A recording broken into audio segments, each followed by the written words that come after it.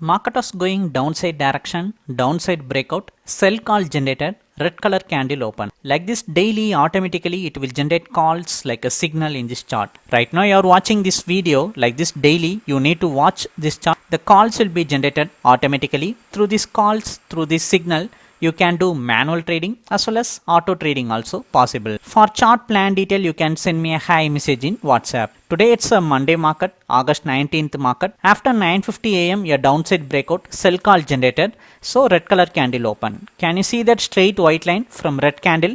That is our entry point line.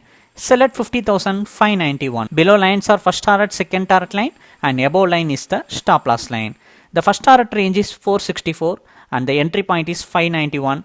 It's more than 125 point first target range. After 30 minutes of sell call generated, it successfully break out the first target range. During first 15 minutes, market was traded in a flat entry momentum. But after 15 minutes, after 10 o'clock, market was strong bearish momentum. During this momentum, it strongly break out the first target. Meanwhile, let's take a look at out of the money option chart. Bank Nifty weekly expiry 50,200 put option. It's a out of the money put option we are watching.